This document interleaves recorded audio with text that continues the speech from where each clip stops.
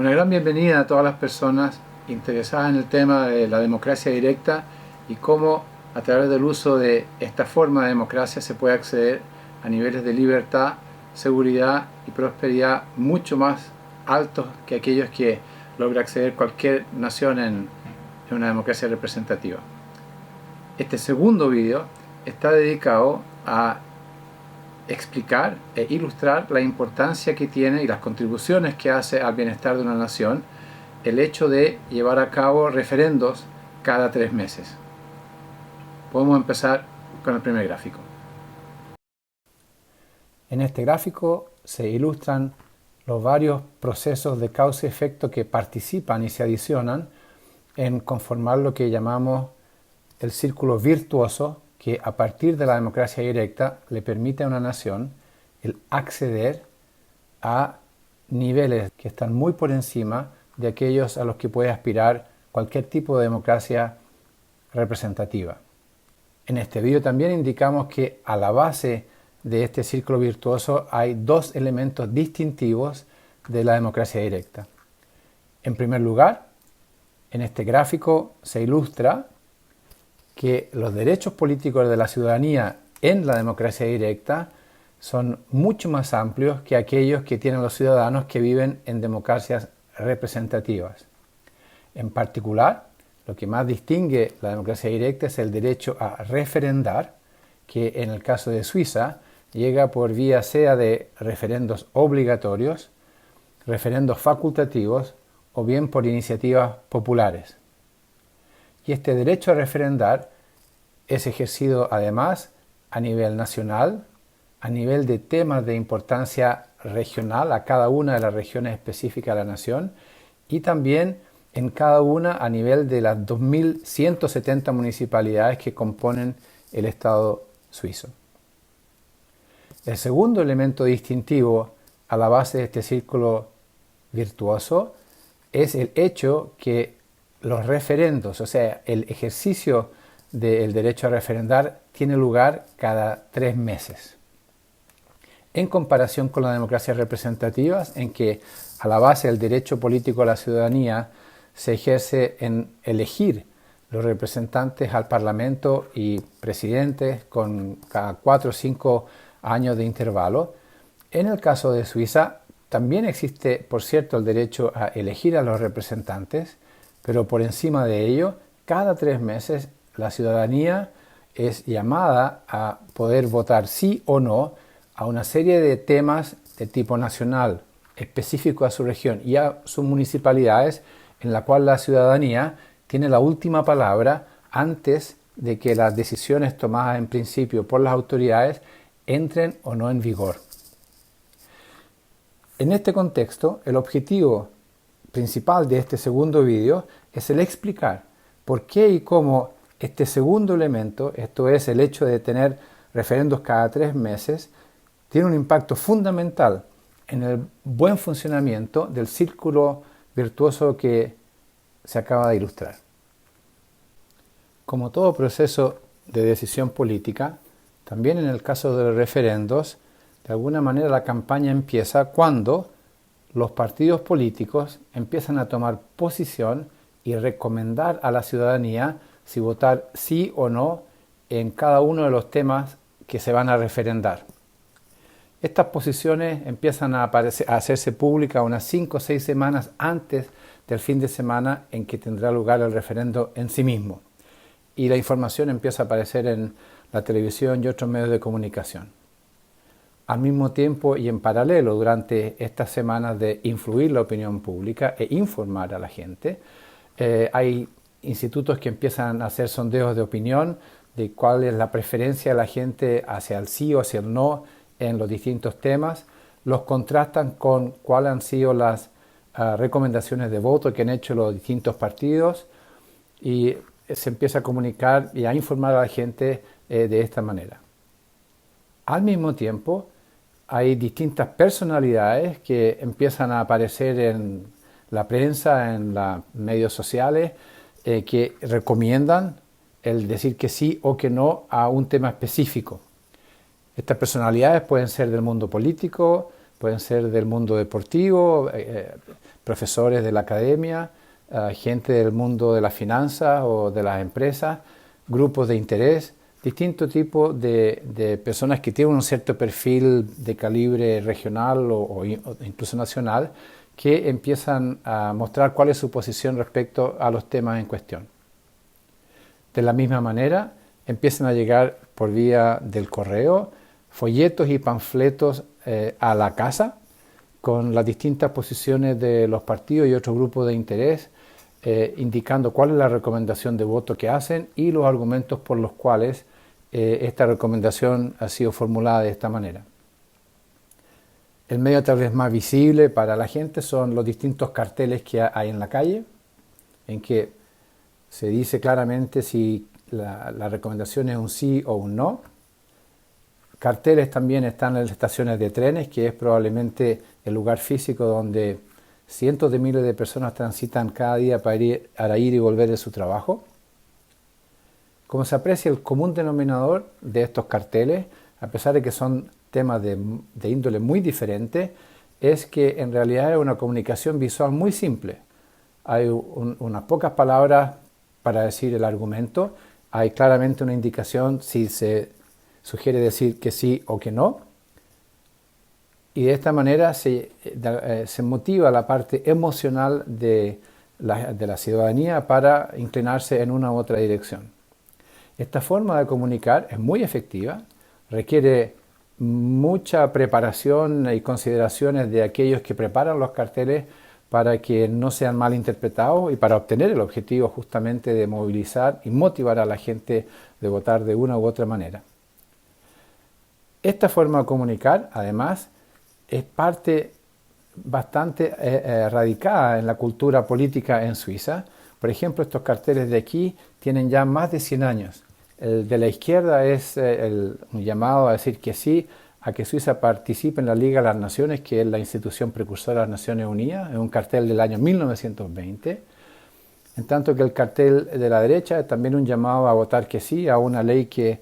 probablemente era para ayudar a las familias justo en el año 46, después de la Segunda Guerra Mundial, que estuviesen viviendo momentos de dificultad. Esta es la forma más común y más visible en la cual durante las semanas previas al fin de semana de votación se va orientando en forma masiva a la opinión pública. Obviamente, en paralelo, hay programas en la televisión, hay entrevistas, hay programas de discusión y de contraste, y todo esto va generando una dinámica justamente a través de la cual la gente se va informando y formando una opinión. Hay que decir que el tema de discutir qué se va a votar y si uno está dispuesto a votar que sí o que no, es raramente un tema de conversación entre la gente. Tal vez con algunos colegas de oficina o con algunos amigos más próximos en la familia, pero en general, en grandes líneas, las semanas anteriores a las votaciones, la política o lo que va a ocurrir, si se dice que sí o que no, no domina en la vida del día a día. Unas 4 o 5 semanas antes del fin de semana de votación, cada ciudadano recibe por correo en su casa un sobre con todo el material que se requiere para efectuar el voto. Están las cédulas en las cuales está la pregunta que hay que contestar y con el hueco para escribir sí o no. Y hay algunos folletos de información preparados por las autoridades en que se informa cuáles han sido los diferentes argumentos de la gente a favor y en contra. Se informa cuál ha sido la votación en el Parlamento, cuánta gente votó a favor o en contra para decir que sí o que no. Se informa respecto a cuál es la recomendación del gobierno, del Poder Ejecutivo. Y esto para cada uno de los temas que van a ser votados en el referendo en cuestión. Ya un par de semanas antes del fin de semana de la votación, la gente puede votar, sea por correo, uno es gratis y uno ya recibe todo el sobre preparado, en lo cual uno basta que coloque las cédulas con los resultados. Más del 80% de la gente vota por correo. Y el restante 20% así todavía lleva sus votos a las urnas. Estas urnas están disponibles 3-4 días antes del domingo en que se cierra el proceso de referendo, hasta mediodía. están disponibles en la municipalidad, en los colegios, a veces en lugares públicos.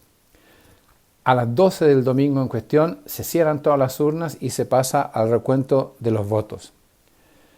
La responsabilidad de distribuir el material para votar, de colocar estas urnas a disposición y proceder al recuento de los votos es una responsabilidad de cada una de las 2.170 municipalidades del país. Hay toda una logística detrás, hay que tener un control muy preciso de dónde está la residencia oficial de cada ciudadano con derecho a votar. De alguna manera las municipalidades también son encargadas de cobrar los impuestos, así que hay un control muy preciso de quién vive dónde, en qué fechas, lo cual naturalmente indirectamente facilita o aumenta sustancialmente la efectividad con que opera el Estado en Suiza. Se empieza con el recuento de votos. Hay personas, ciudadanas que participan en esto, se les paga un cierto monto por horas y ya tipo 4 o 5 de la tarde empiezan a aparecer los resultados. Cada municipalidad comunica su resultado al cantón y los cantones a Berna, y tipo 5 o 6 de la tarde del domingo Berna empieza a comunicar cuál es el resultado oficial en cada uno de los temas en cuestión, como se ilustra por ejemplo en este gráfico. En azul es la proporción de un porcentaje que dijo que sí, en rojo el porcentaje que dijo que no, y hay una ilustración gráfica de en cuáles cantones predominó el no, en rojo, y en cuáles cantones predominó el sí, en azul. Habiendo aclarado un poco la parte mecánica de cómo se llevan a cabo estos procesos de referendo, podemos pasar ahora a hacer las consideraciones más bien de interpretación de cuál es el significado e impacto y por tanto importancia de el referendar cada 3 meses en el bienestar de una nación y en el buen funcionamiento de la democracia directa en particular. Para este efecto podemos comenzar con este gráfico en realidad bastante simple, que lo que hace es simplemente ilustrar el número de temas que son votados en cada una de las sesiones de referendo. Por ejemplo, a nivel nacional, en promedio, por sesión, se votan 1 o 2 temas de nivel nacional. Cada cantón vota 1 o 2 temas propios del cantón. Por lo tanto, en 26 cantones son alrededor de 50 temas de nivel cantonal que van siendo decididos. Y no todas las municipalidades tienen siempre temas a ser votados, así que en promedio habrán unos, digamos, 1.000, 1.500 temas de nivel municipal que reciben un sí o un no en cada una de las 4 sesiones anuales de referendo. Si acumulamos este número de temas a cada uno de los niveles a lo largo, digamos, un periodo de 4 años, que es en general el periodo entre elegir uno u otro presidente en un país como Chile o en otras naciones cada 4 o 5 años, lo que se ilustra aquí es algo relativamente simple pero de gran importancia. En primer lugar, se muestra que a nivel nacional han habido al menos 40 o 50 temas de importancia nacional que fueron decididos por la ciudadanía en forma explícita si entran o no en vigor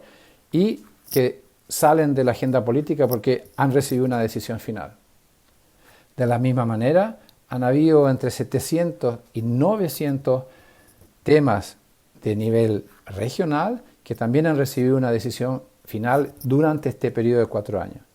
Y por no hablar de las 20.000 o más decisiones que afectan a cada una de las municipalidades que han sido tomadas durante este periodo. Esta estadística, que aparece un poco, ilustra algo relativamente simple, en realidad está a la base de los impactos más fundamentales que resultan por el hecho de que una nación referende cada 3 meses y que es la gran diferencia respecto a las democracias con sistemas de representación en la cual referendos no tienen lugar o no tienen lugar regularmente. Hay 3 aspectos principales que yo quisiera destacar y vamos a mostrar un par de ejemplos para poder ilustrarlos y partimos del tal vez menos importante hacia el más importante. Una de las implicancias importantes del hecho de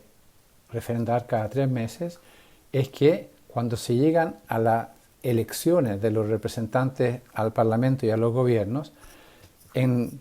claro contraste con la dinámica, a veces algo histérica, que existe en las democracias representativas. En el caso de la democracia directa en Suiza, las elecciones en sí mismas son de una importancia completamente secundaria para la ciudadanía. Tanto la gente que va a ir al Parlamento o a los gobiernos, y además las personas mismas que van a ser elegidas al final, es algo que no tiene casi ningún impacto en el día a día y en el quehacer de la gente. El hecho que esto sea así, en parte, es porque cada 3 meses uno va decidiendo que sí o no en temas muy específicos. Y dado que es la ciudadanía que va a tener siempre la última palabra y eventualmente corregir malas decisiones que puedan tener los representantes elegidos, la verdad es que la importancia de quién fue elegido o no, o quién va a ser parte del gobierno o de los parlamentos, sí, es menos radical que en el caso que una vez que se eligieron a estas personas por 4 años, uno va a tener que vivir bajo la voluntad de lo que esta gente hace o no hace. No es el caso de Suiza. Para la gente que vive aquí, esto es evidente en el sentido de que uno está a semanas de las elecciones y no se habla del tema prácticamente ni entre la gente, ocupa poco espacio en la televisión, hay uno que otro debate en la noche, pero en comparación con lo que se vive en las democracias representativas, por no hablar ya en este momento en Estados Unidos, el otro día hubo el primer debate entre los 8 candidatos republicanos a las primarias de un partido, un año y medio, más de un año y medio antes de que tengan lugar las elecciones. Y ya con eso la prensa empieza justamente a generar todo un nivel de intensidad y antagonismo al respecto. En el caso de Suiza, cuando hay elecciones, como en todas partes del mundo, de alguna manera hay un festival de sonrisas y buenas intenciones, como se aprecian en estos carteles que empiezan a aparecer en la calle con gente muy sonriente que dice que si hacemos esto vamos a ser más felices o vamos a vivir más seguros, exactamente como se comunica en todas partes. Para ilustrar de alguna manera y compartir este elemento de por qué son, sí, de que de hecho son de importancia secundaria, podemos utilizar el análisis siguiente. En este gráfico se ilustra que en el periodo 2000 a 2023 la ciudadanía del cantón de Zúrich pudo decir que sí o que no a 499 temas.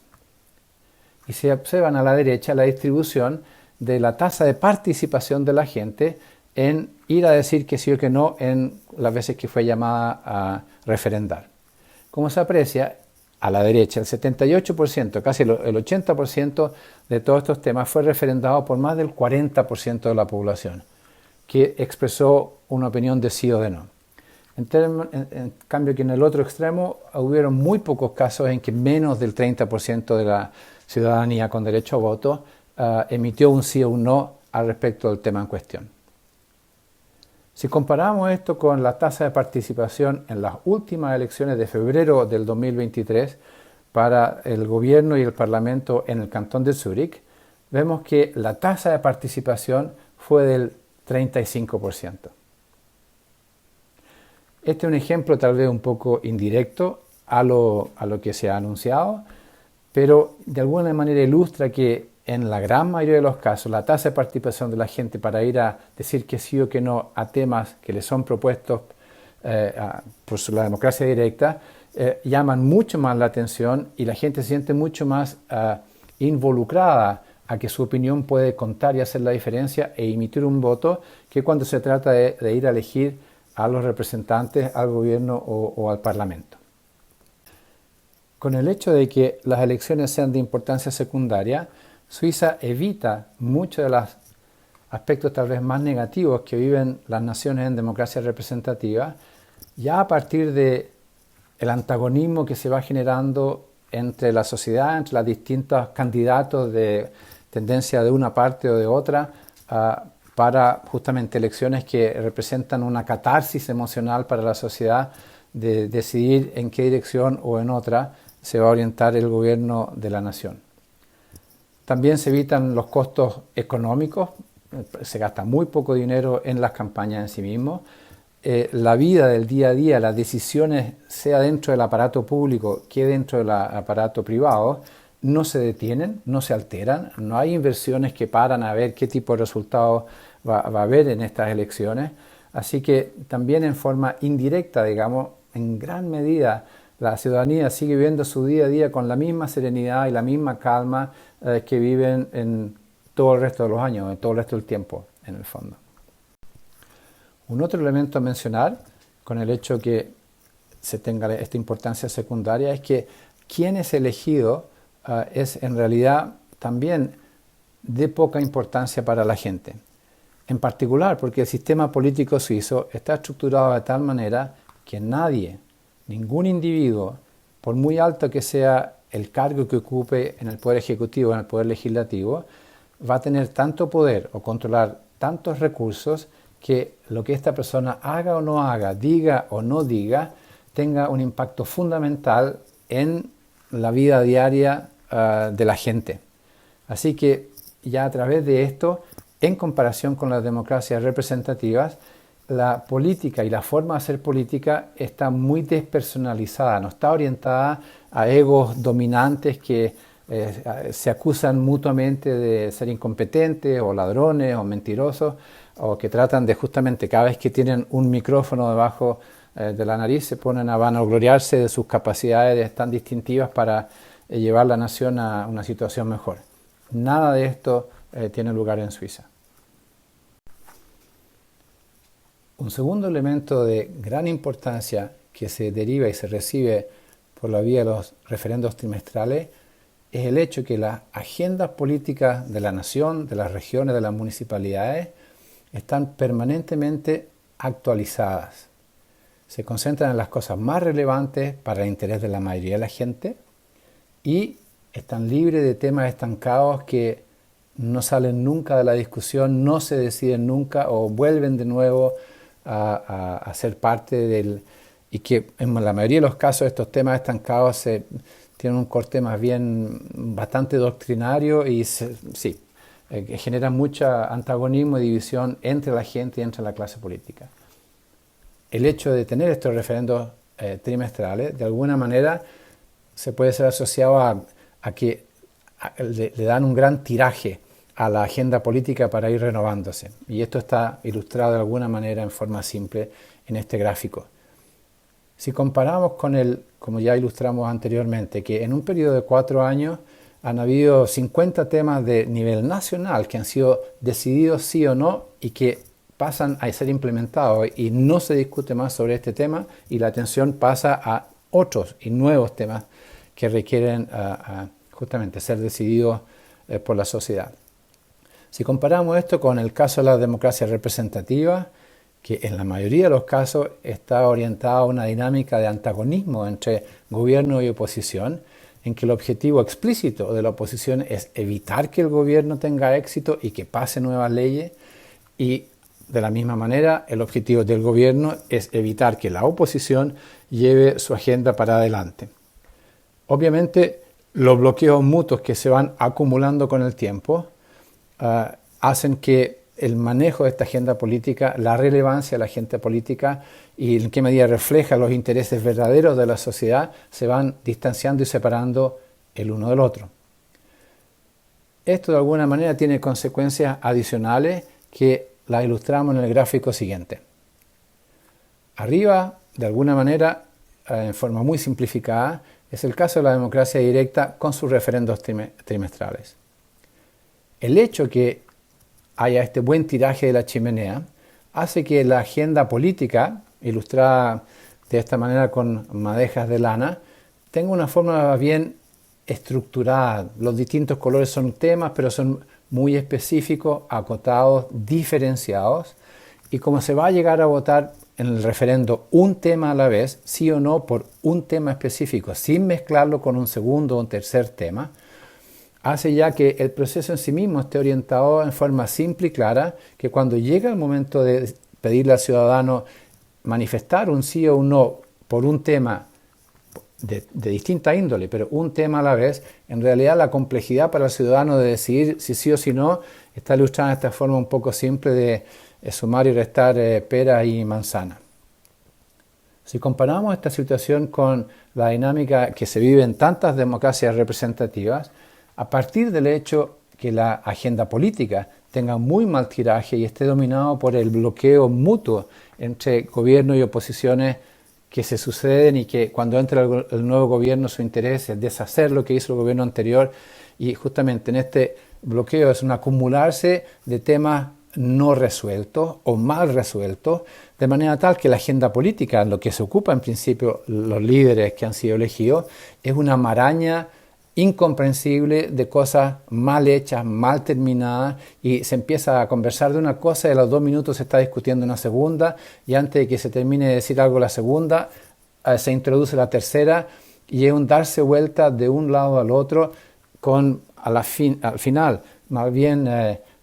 eslogan ideológicos, en vez de ir concentrándose en las soluciones explícitas al tema que pueda reflejar la mejor solución para la sociedad como un todo. Y en este contexto, cuando llega el momento de votar, en que la ciudadanía tiene la posibilidad de elegir entre distintos candidatos, la dificultad que tienen las personas, en esta forma un poco expresada con estas ecuaciones bastante complejas, es al final tratar de quedarse a elegir entre el menor de los males. Porque la confusión que existe ya durante los periodos de elecciones, en que cada candidato habla de 10 o 15 temas al mismo tiempo y todos los candidatos hablan de los mismos temas y uno dice una cosa y la otra, genera un nivel de confusión entre la opinión pública y en la posibilidad tal vez del individuo, los individuos, a llegar con convicción a dar su voto en favor de uno u otro candidato. Como se puede apreciar en forma muy simple, el hecho de tener este tiraje de la chimenea que proviene directamente de tener referendos trimestrales hace que la dinámica política y la forma de participación de la ciudadanía y la efectividad con que lo pueden hacer en la cosa pública son dos mundos completamente distintos. Llegamos así a lo que por mi parte considero el elemento más distintivo de la democracia directa y del hecho de referendar cada 3 meses respecto sobre todo a lo que uno observa en la gente en otras naciones. Y esto es el gran nivel de educación, de cultura, madurez y responsabilidad cívica que tiene toda la ciudadanía en Suiza. Una de las cosas que más impresionan ya al llegar, al poco tiempo llegar y en los 40 años que llevo viviendo en esta nación, es justamente ver cuánto la gente sabe, se interesa, y no es que conozcan las leyes de memoria o tengan un conocimiento, por así decirlo, detallado de la Constitución. No, tienen la misma forma de cultura de saber o no saber cosas específicas a las leyes y a los reglamentos. Pero la gran diferencia es la capacidad de razonar respecto a los temas de interés común, que son los mismos que hay en todos los países. Tienen que ver con la salud pública, con el transporte público, con la educación de los niños,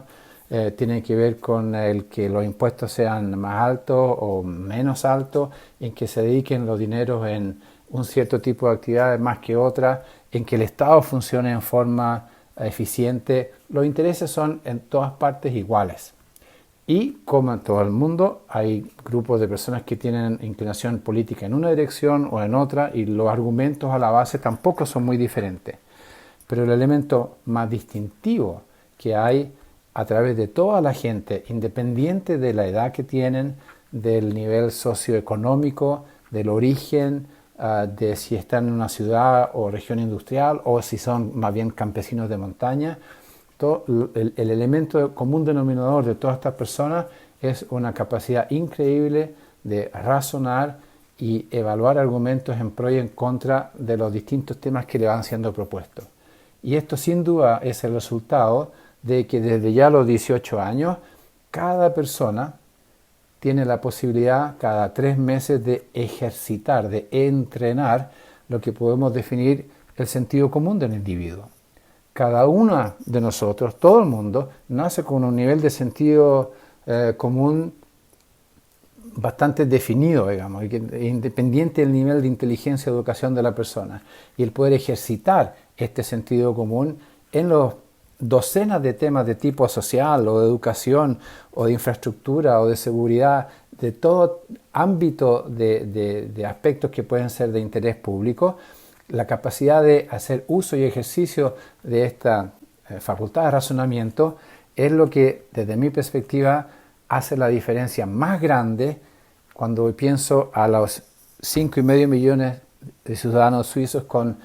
derecho a voto respecto a las ciudadanías de cualquiera de las otras naciones en que he tenido oportunidad de estar, sea Chile o otros países en Latinoamérica o Estados Unidos o en Europa o Asia.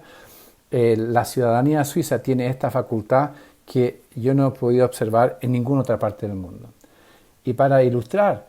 este punto, que es de importancia capital y tal vez uno de los elementos más diferenciadores de la democracia directa respecto a las democracias representativas,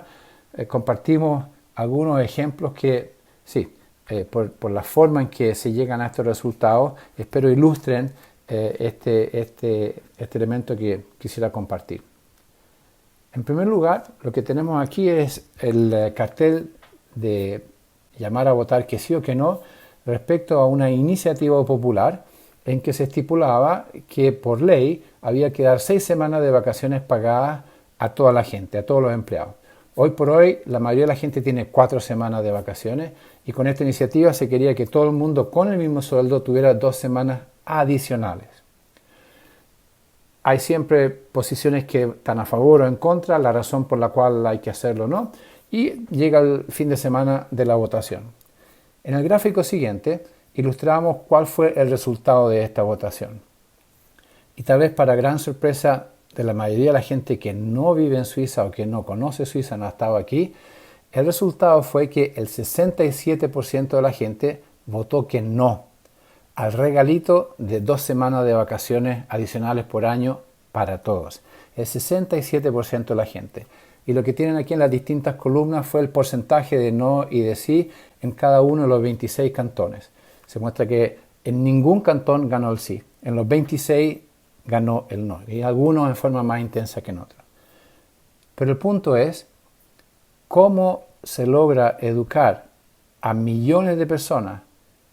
de tal manera que tengan la capacidad de evaluar los argumentos en pro y en contra de algo tan atractivo como más semanas de vacaciones y llegar a la conclusión que en realidad no es la mejor conveniencia ni para la persona como individuo, ni tal vez para sus colegas o familias en la empresa en la que trabaja, porque van a perder competitividad, porque se riesga tal vez que pierde uno el trabajo dado que la empresa pierde competitividad.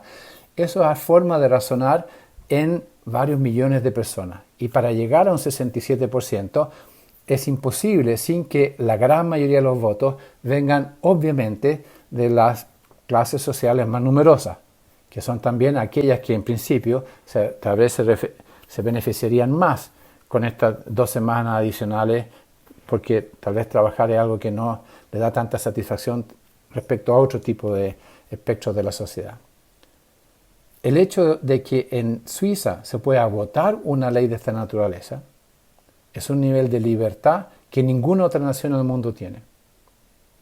Que yo sepa, en ninguna otra nación la gente tiene la posibilidad de poder decir que sí o que no a un regalito de este tipo y el resultado se transforma en ley, no es discusión. Si hubiera ganado el sí, todo el mundo a partir de ese momento habría tenido 6 semanas de vacaciones. Es una cosa absolutamente extraordinaria.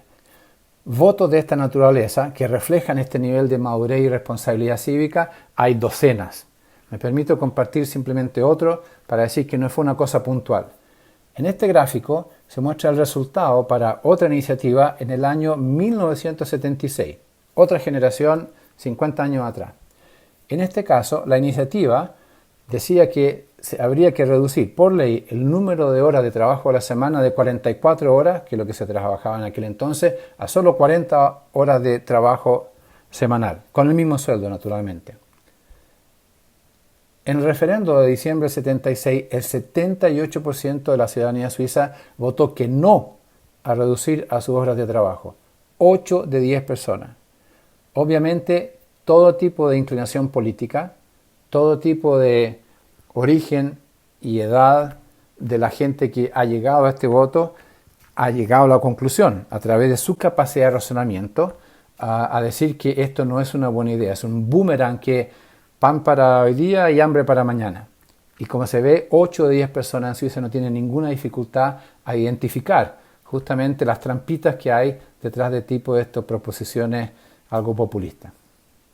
Compartimos un par de ejemplos adicionales. En el que sigue, se tiene el caso en el cantón de Lucerna, de un partido que en las elecciones de parlamento obtuvo el 21% del voto de la ciudadanía en proporción a los miembros que fueron elegidos para el parlamento cantonal. Hubo un tema en relación al subir los impuestos del cantón en que este partido no estaba de acuerdo, en tanto que todos los otros partidos, miembros del parlamento y del gobierno, sí estaban de acuerdo y lo habían aprobado.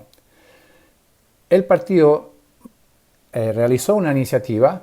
oponiendo justamente la decisión que había tomado el gobierno y el parlamento. Se llega al referendo y, como se ve, el 54% de la población, de la gente que votó, estuvo de acuerdo con la iniciativa de un partido que solo obtiene el 21% de los votos para el parlamento.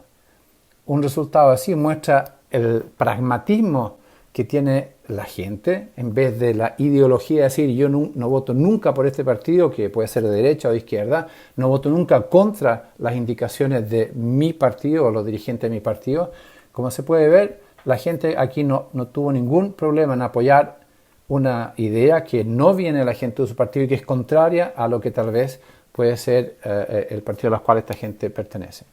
Un claro ejemplo del voto pragmático en esta situación. Algo similar encontramos en el ejemplo que sigue. Este señor Mario Fehr es miembro del gobierno del cantón de Zúrich desde el año 2011. Fue elegido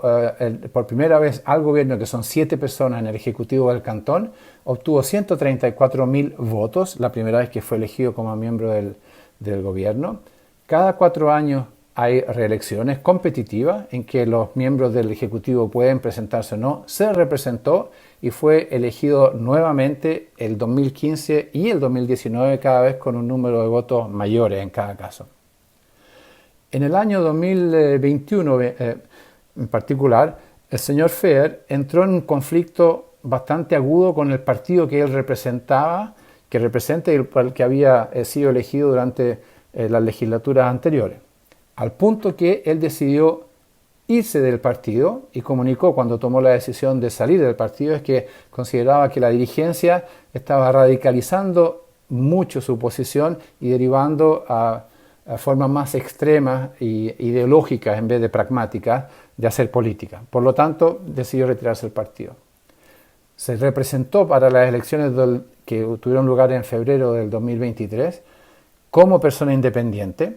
El partido del cual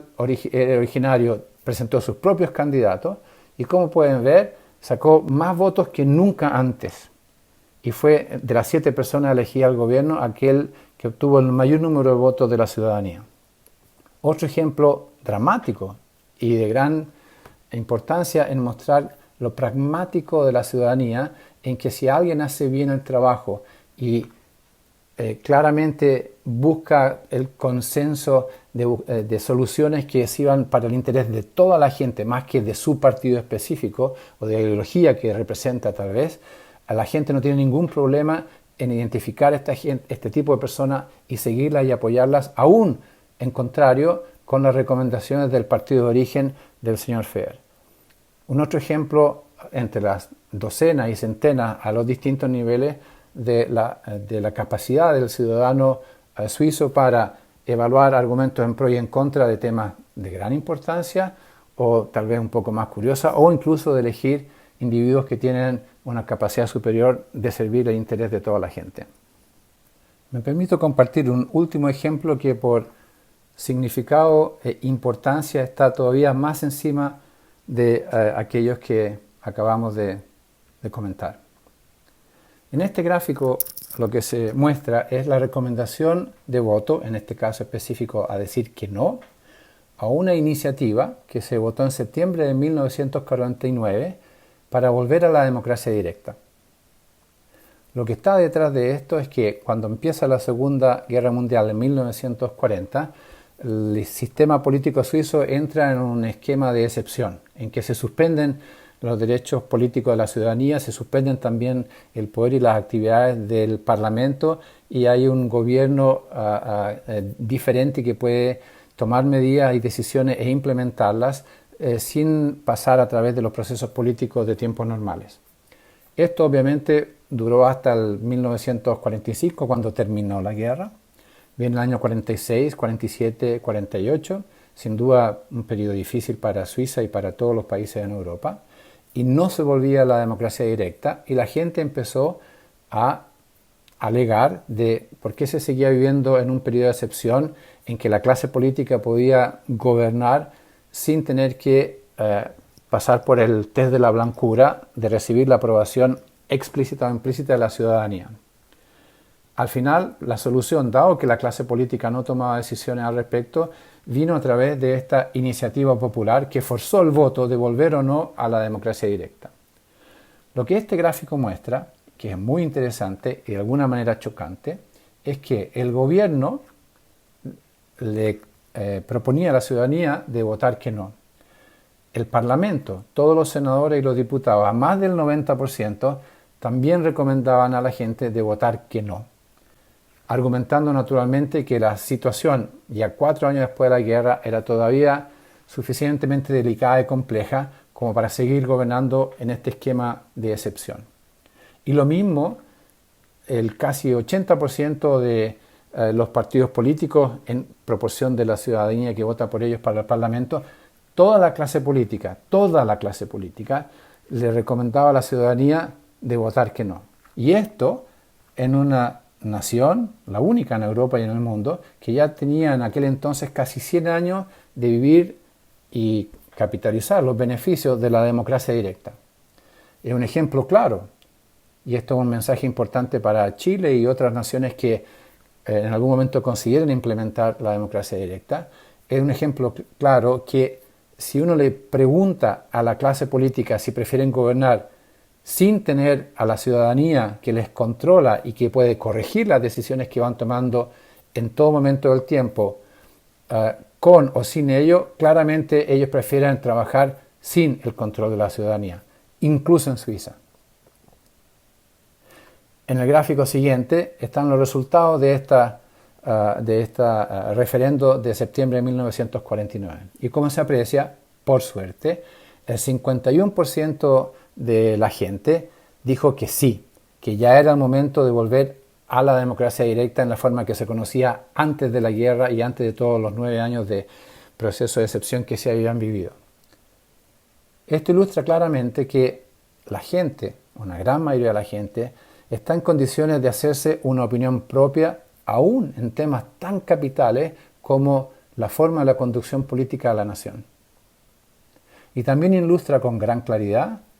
que la gente no duda en votar incluso contra la voluntad y recomendación de toda la clase política, independiente de la inclinación de izquierda o de derecha de los partidos que estaban detrás o los representantes en los parlamentos, en el gobierno que estaban detrás, que unísono, prácticamente unísono, le decían a la gente de votar que no contra esta iniciativa.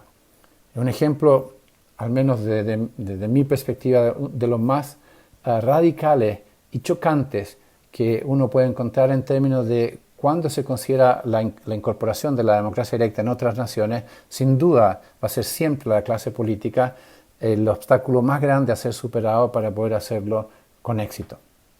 Cerramos este video, este segundo video sobre la importancia de tener referendos cada 3 meses con 2 o 3 observaciones finales. En primer lugar, el ejemplo que acabamos, este último ejemplo que acabamos de analizar, nos muestra e ilustra que la democracia directa no significa la participación de la gente, sino que en realidad es la conducción política de la nación según la voluntad de la mayoría de la ciudadanía. En todo momento, en forma permanente, en cualquier tema de interés público o decisión que se tenga que tomar, independiente del nivel de complejidad, independiente si se trata de seguridad o de defensa o de gasto público o de educación,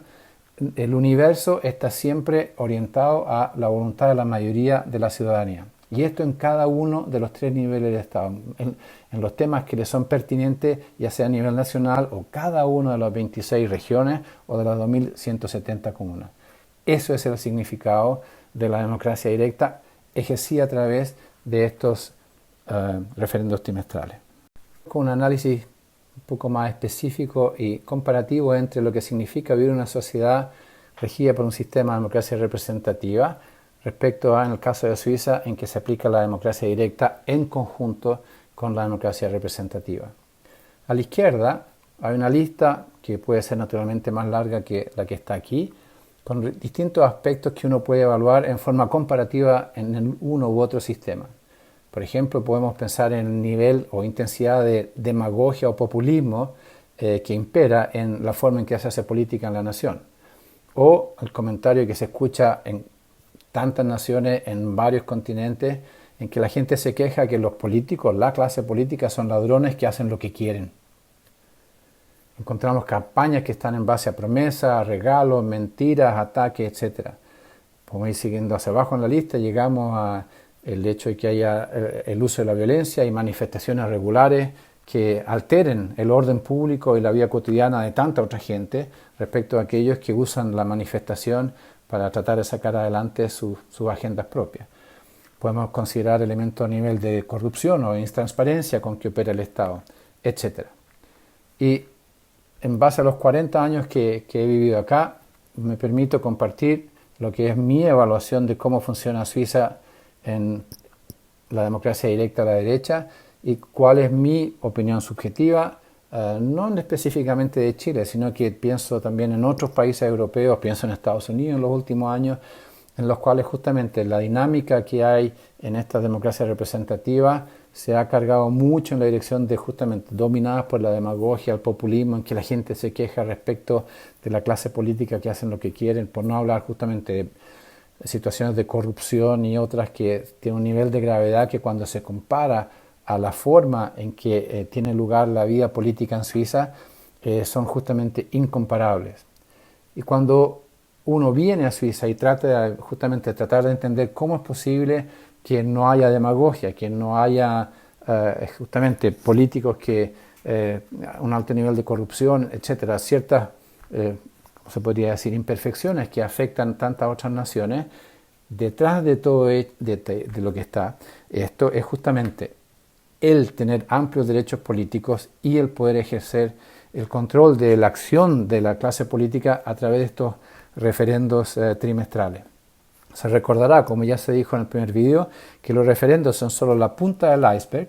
que controlan en forma explícita el sí o no de entrada en vigor de ciertas cosas, cuando en realidad la parte más importante es la parte implícita de decir que sí o que no a las decisiones y actividades que provienen de las autoridades de la clase política.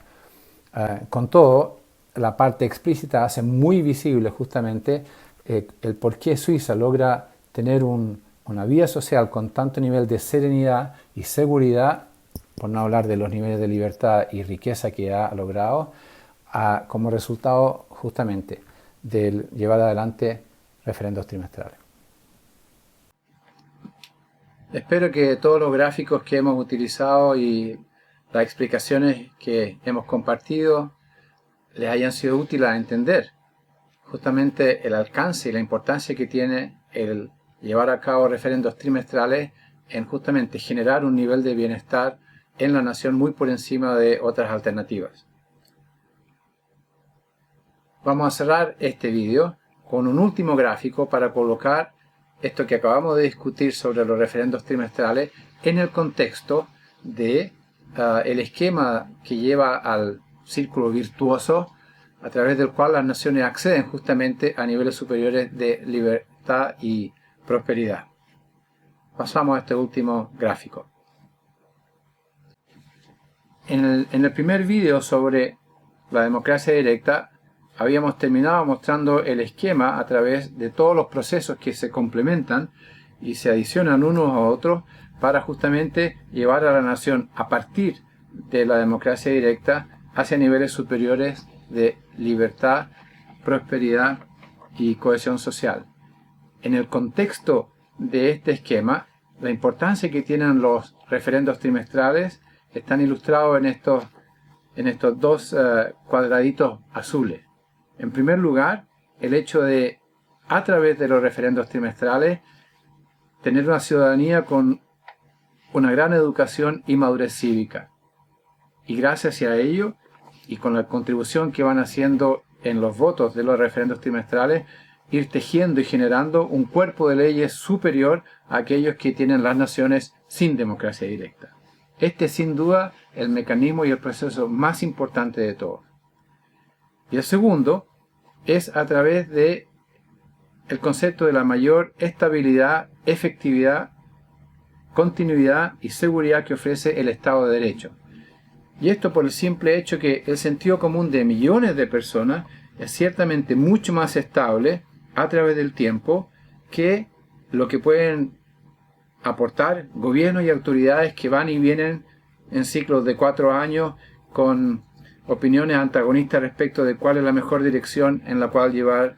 el desarrollo de la nación en el futuro.